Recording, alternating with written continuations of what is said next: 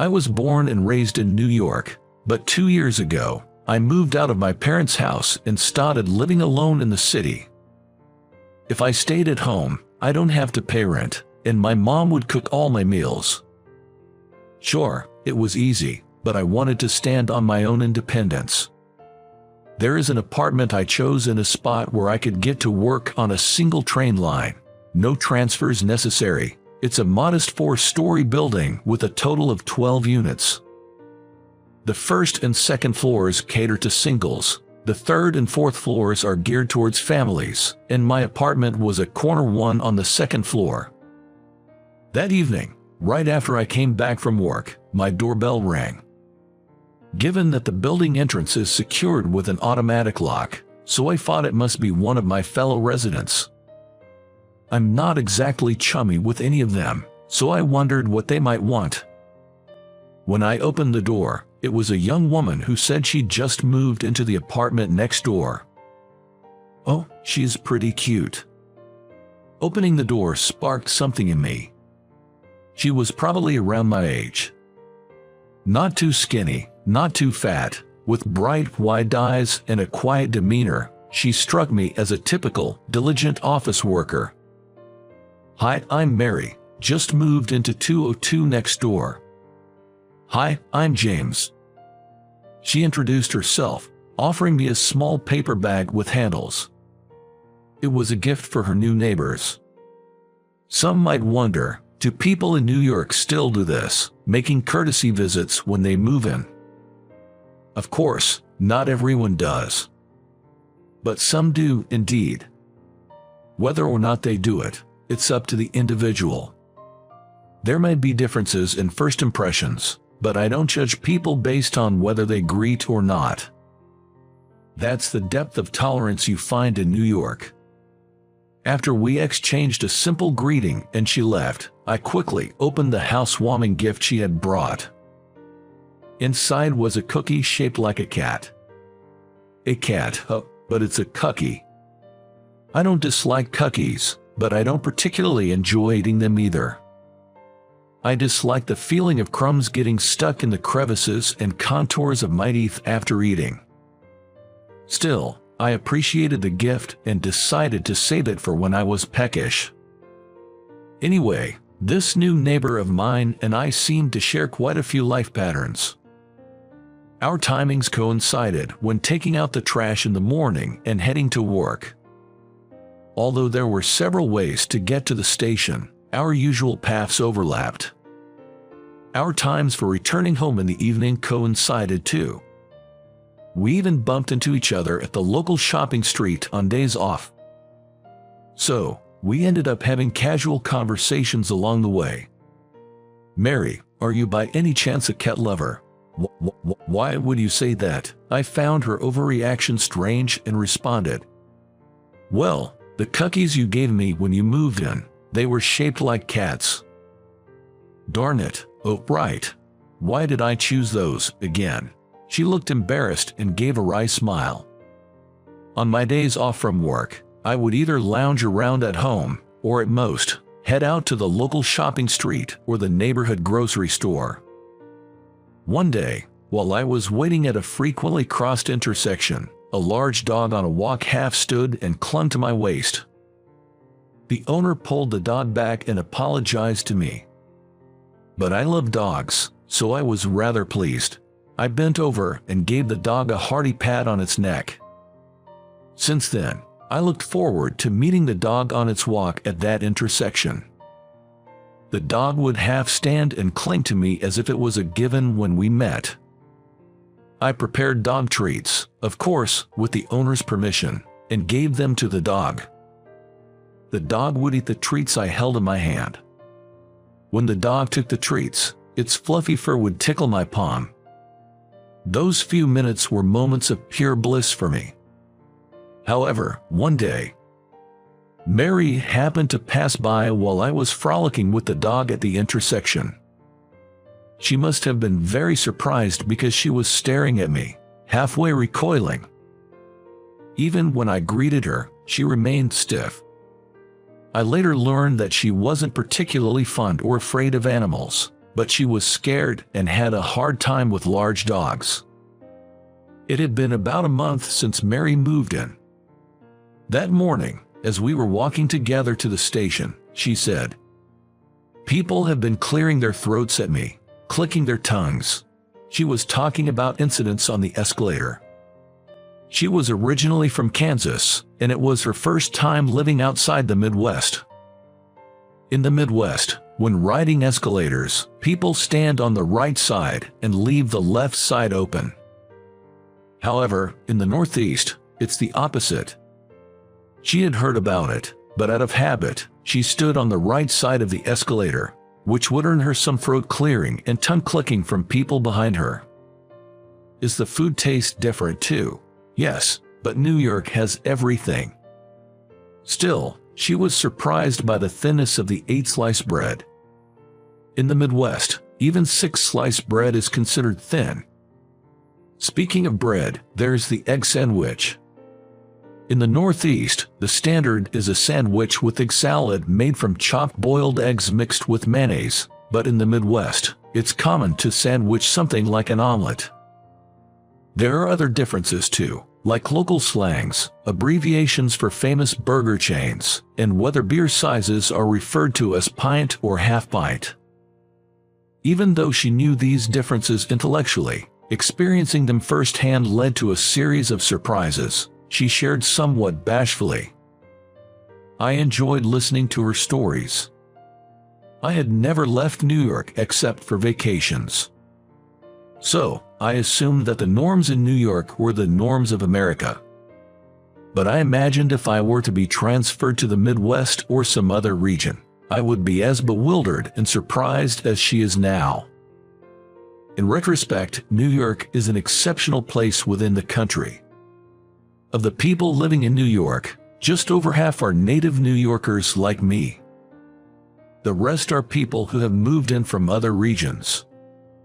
People often say New Yorkers are cold, but if you're referring to people living in New York, nearly half of them are folks who have migrated from other regions. That morning, as usual, I was taking out the trash and about to head to the subway station. She, who normally appears right after me, was surprisingly late. Wondering if she had a different schedule that day, I waited for her a bit. Just then, she came running up, looking rushed. "Good morning. Did you oversleep? Did you wait for me?" she asked, looking apologetic as she disposed of her trash. "I didn't oversleep, but, Luna, I took a little time getting ready." As she said this, she brushed off her navy blue suit skirt. We then, as usual, walked side by side toward the station. I glanced at her shoulder. Numerous thin, short, white hair-like things were there. Because of the navy color, the dust was noticeable. "There's something on your shoulder," I said to her casually. She hastily brushed it off with her hand. Yeah, I was worried about dust on my clothes. That's why I was late getting out." The following weekend, after having lunch at a burger chain with the different acronym she mentioned, I was walking home through the shopping district. There she was, intently reading a flyer or something posted on a light pole. I called out to her from a short distance away.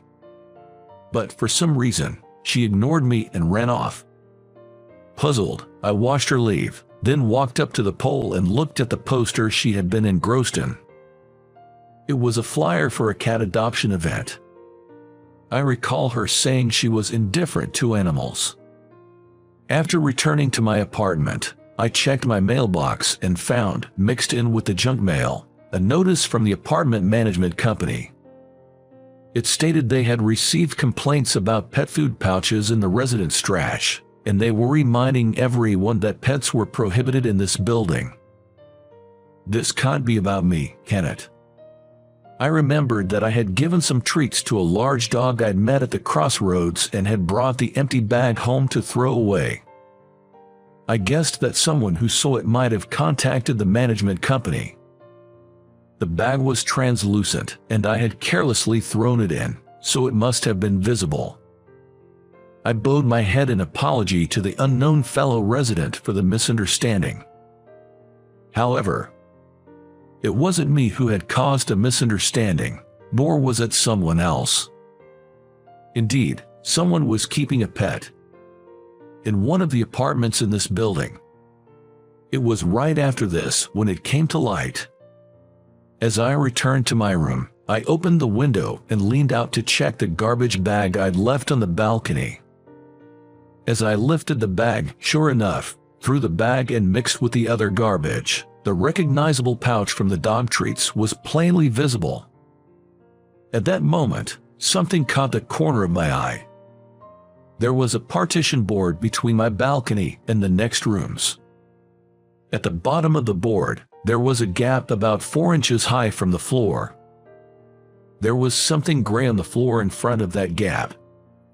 For a moment, I thought it was a dead mouse and I jumped. Then, with trepidation, I took a closer look. Turned out, it was a mouse all right, but a small mouse stuffed animal. Did it fall from the balcony above?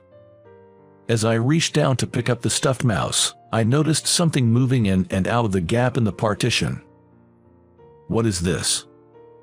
It was a soft, stick-like object covered in pale fur.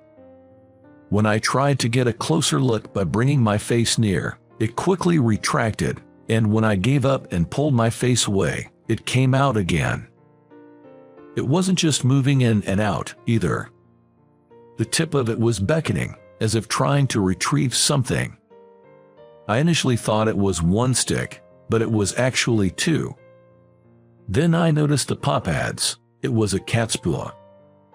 It probably had been playing with the mouse stuffed animal on the neighboring balcony and had accidentally pushed it onto mine.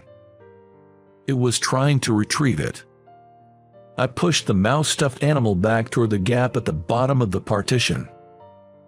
Immediately, the cat's paw pounced and retracted, clutching the stuffed animal. Good for you, kitty, you got your toy back. For a while, I was grinning to myself, picturing the cat probably playing ecstatically with the reclaimed stuffed mouse. Then, I suddenly snapped back to reality. Next door was her apartment. Why would there be a cat in her place? All right, the dust on her navy blue suit when she came over, it was cat hair. She must have a cat, there's no doubt about it.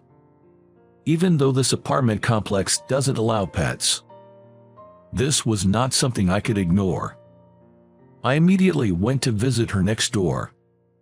When I rang the doorbell, she cracked open the door and peeked out. As she asked what the matter was, I shoved a notice from the management company in front of her nose. Did you see this? It was in your mailbox, wasn't it? Yes, I saw it, but she was clearly flustered. Is this your cat, perhaps, Mary? No, not at all. She was grimacing. Then why was there a cat on your balcony? I saw it, just now. Could it have been a mistake? Maybe. Her face was pale. I peered over her shoulder into the room. But there was no sign of a cat. Then it happened. She let out a little gasp and lifted one foot. I looked down at her feet. So, who's this? A cat sat at her feet, its head resting on its front paws. The cat looked up at me as if to plead not to torment her. Then, she picked up the cat and invited me into the room. When I walked further into the room, she put the cat down on the floor and headed to the kitchen to make tea. Yes, she's mine. Her name is Luna. Whiskers stayed where she was put down, sprawling on the floor. Once she made tea for me and herself, she sat down at the table, gave some fresh water to Luna next to her, and turned to me. As I took a sip of tea, Luna staggered to her feet and began to drink water too. She looked down at Luna and said, I found her when she was a kitten. I was in kindergarten at the time, so she's already 18 years old or maybe even older, a real old lady. She said they were like sisters, growing up together because she was an only child. She has lived a long life, but I wonder how many more years, or months, or weeks. No, how many more days we can be together. She was born and raised in Kansas, her hometown, graduated from a local community college, and got a job at a local company through her father's connections. But she couldn't give up her longing for New York, so she applied to a job posting by a company in New York and was luckily hired mid-career. She decided to move to New York, but had to find a place to live on her own. She sought advice from friends and searched online for housing. Finding a place was difficult, she admitted, especially without any familiarity with New York. In her apartment search, she couldn't find a place that met her requirements like location, budget, and pet friendliness. Her start date was fixed and she didn't have much time. She chose this apartment, mainly because it seemed convenient for commuting. She considered leaving her cat behind since pets were prohibited in the apartment. But you ended up bringing her anyway, not knowing how many more days you could spend together. She bowed her head at my words. As I watched her, I remembered my own childhood.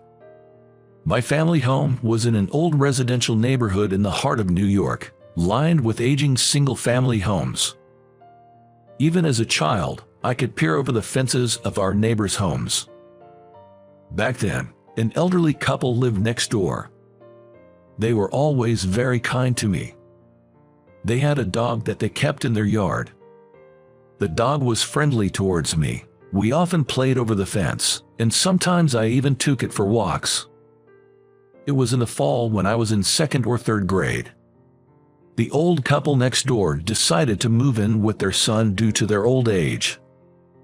I was just a kid, but I felt sad thinking about saying goodbye to the dog. And so, it was the eve of the old couple's move. Due to a typhoon, heavy rain was falling outside. The wind was so strong that the glass on the porch was shaking and making noise. I went to the porch to check the outside. Then I noticed a different noise, not from the wind, but something hitting the glass. I looked down. There, soaked to the skin, was the neighbor's dog, batting at the glass door with its paws. I quickly opened the glass door. The dog leapt out at me. It then licked my face all over. Rain mercilessly invaded the porch. My mother noticed and told me to close the glass door. Ignoring my mother's words, I took off my t-shirt and used it as a towel, wiping the wet body of the dog. No matter how much I wiped, the rain kept pouring on. Looking back now, I still wonder. How did the dog, who should have been tied to its doghouse, got free and came to me? All I know for sure is that night, that dog came to say goodbye to me. And it hurted to say goodbye to that dog. She stayed still, with her head bowed. I couldn't bring myself to blame her, and I was at a loss for what to do. Then, Luna seemed to climb onto my lap where I was sitting in the chair, twisting her upper body onto her back and rubbing her head against me. I restrained her when she hastily tried to pick up Luna. "Maybe she's telling you not to beat yourself up anymore," I said. Upon hearing this, she covered her face with both hands and broke down crying on the spot. She said she never had any intention of hiding the fact that she had a cat and staying in this apartment for a long time. However, there were plenty of things she was still trying to get used to in her workplace and in her new life in a city like New York. She said she would look for another property where she could live with her cat whenever she had the time, but with no familiarity with the area and no knowledge of average rents, she couldn't find one. If I were the landlord of this place, I thought, I might have said, "If that's the situation, I'll give you a bit of a reprieve," but I didn't think it would go that well. These days, the world tends to adhere strictly to rules, or rather, there's no room for leniency. So, I told her that it would be bad to keep Luna in a pet-prohibited apartment, but we should keep it a secret for a while. And I decided to help her look for a new apartment. However, The situation drastically changed within 3 days. It was right after I came home. The doorbell was rung persistently, as if waiting for my return. When I went to see, she was standing there, large tears streaming down her face. When I dropped my gaze slightly from her face, Luna, no longer moving, was in her arms. When I came back home, she usually comes to greet me at the entrance. I thought it was strange. And then, I found her, on the sofa. As she said this, she crumbled to the floor, crying loudly, still holding Luna in her arms. "I'm sorry, Luna, I was foolish. I searched for words to say to her, but couldn't find any. So, instead of words, I hugged her, gently rubbing her back as I did so. Several weeks after that, we started looking for a place to live together. This place is pet-friendly," I said, having found a pet-friendly property by chance and mentioning it out of interest. "But I don't." She pulled out her smartphone with a somewhat distant look in her eyes. On the lock screen of her smartphone was Luna, who looked like she was smiling gently. Looking at Luna on her phone, she turned to me and gave a wistful smile. "That's right. What about this one? Doesn't it look like a decent place?" "Indeed, it does. How did you like today's story?" Your subscriptions and likes really help motivate us in our production work. We look forward to reading your comments. Until the next video, take care.